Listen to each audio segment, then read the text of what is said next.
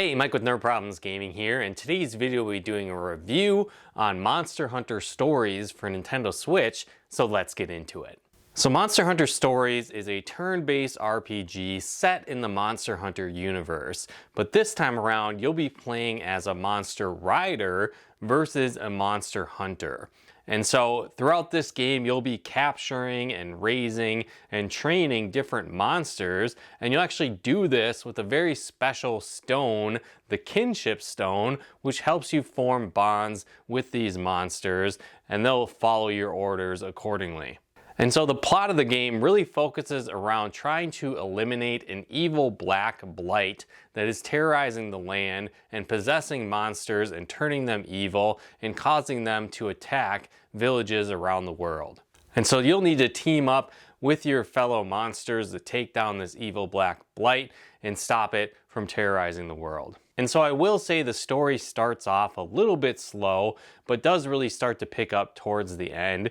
I will say though that the game is definitely aimed at a younger audience, and it has a really Pokemon meets Monster Hunter feel to the game. And so the monster capturing part is kind of like Pokemon, but slightly different in the sense that you'll need to cause monsters to run away from battle and retreat to their den. And once they do so, you'll then be able to go into their den and find their nest and steal an egg and then return back to one of the many villages and hatch that egg and raise it as your own monster. And so when you do this, the monsters will have a variety of abilities, special bonuses, rarity levels, and different traits as well.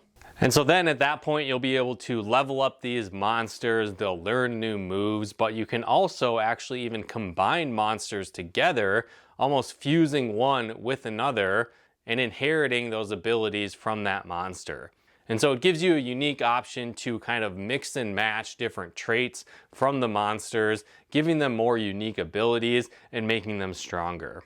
On top of that, your Kinship Stone will level up throughout the game, and you'll be able to then add more powerful monsters to your team. And this kind of functioned very similar to the badge mechanic from the Pokemon games.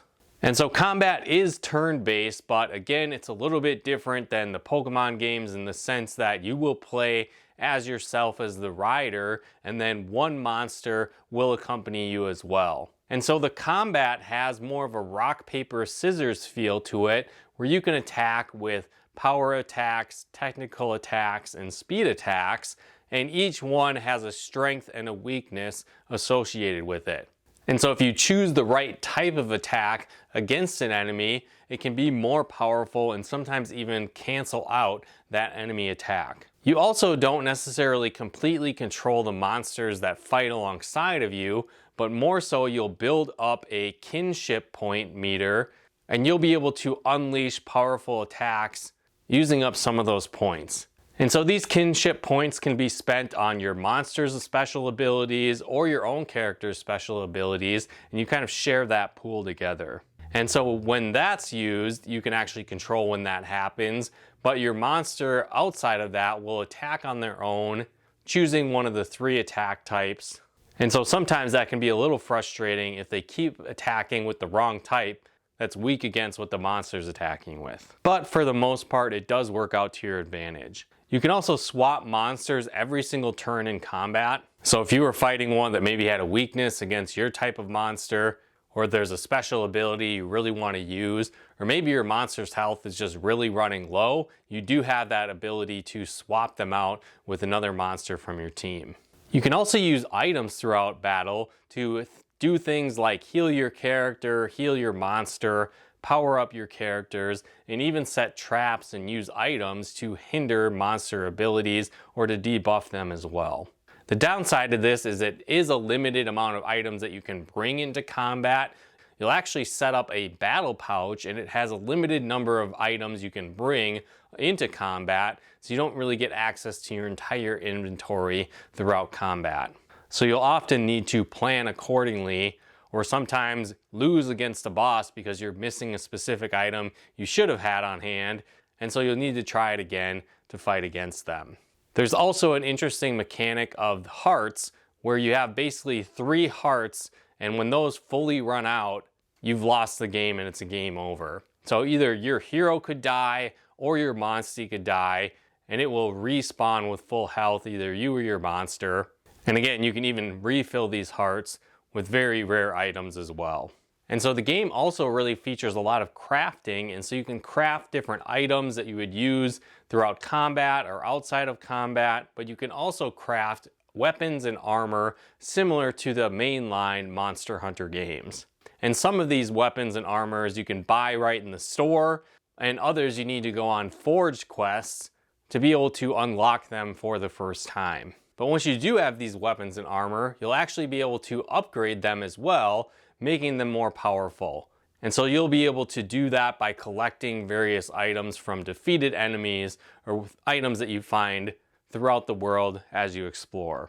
Now, I will say, with all these different options to customize your monsters and craft new weapons and armor and item, it sounds like a lot, and there's tons of side quests with the game as well.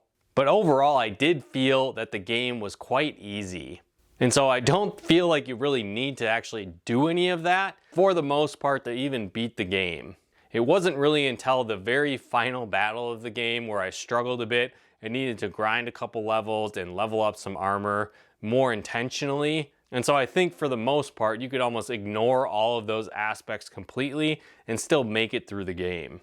But another cool feature, if you really do want to dive deep into these aspects, is that after you beat the main story, there's a lot of endgame areas to explore, more challenging dungeons to take on, more intense monsters to find and collect. And so I think once you get into that aspect of the game, you'll need to dive into a bit more of having intention when you raise your monsters and really choosing the right equipment as you try and tackle these different challenges. But again, that's more endgame stuff, so if you're just playing through the main story, you don't necessarily need to do any of that. And so I kind of feel like that makes it almost like a Monster Hunter Lite, or again, aimed more at the younger crowd, where you wouldn't need to go into that much detail, building your team and building your weapons and armor. But overall, I found it to be a pretty fun RPG. I think if you like the Monster Hunter games and are maybe looking for an intro to the series, that's maybe a little bit less fast-paced, and if you like that monster collecting type of gameplay that's similar to the Pokemon series, I think you'll like this game as well. And as I said, it does have a lot of options to dive more deeply into the monster building, item crafting, weapon forging, and much more. But that's more for the end game, where you're going to face a lot of the real challenge of the game, more so than the main story. But there is a lot of content in this game. It took me about 65 hours to beat the mainline game, and I didn't do necessarily every single side quest that the game had, but I did do several. And I also really only focused on really leveling up one or two weapons and item types versus trying to unlock them all and complete every quest. So I'm sure if you went the completionist route, tried to get all the endgame stuff, you're most likely looking around 100 hours of gameplay, maybe even more. And so if that sounds fun to you, I would definitely recommend checking it out. But again, let me know your thoughts in the comments below. If you played Monster Hunter Stories before, do you think this looks like a fun entry to the series? Or if there's other Monster Hunter games I should check out, let me know in the comments below. But again, if you like this video, be sure to hit that like button, as it really helps out the channel. And if you'd like to help support the channel, pick out content and more, consider becoming a patron of ours over at nerdproblemsgaming.com/Patreon. And another really cool way you can help support the channel is we actually partnered with a game store, Nutmeg Games. So if you like board games, Pokemon cards, Yu-Gi-Oh cards, Magic cards, and more, you can actually head to nutmeggames.com/nerdproblemsgaming or use our promo code nerdproblemsgaming at checkout. You'll get 10% off your order and help support our channel at the same time. So if you want to take advantage of that great discount, be sure to head there as well. And if you like videos like this on video games, board games, and everything nerdy, check out one of our other videos here. And if you haven't done so yet, be sure to subscribe and turn on the bell notifications to get the latest updates of new nerd videos we put out. But once again, thanks so much for tuning in, and we'll talk to you more soon.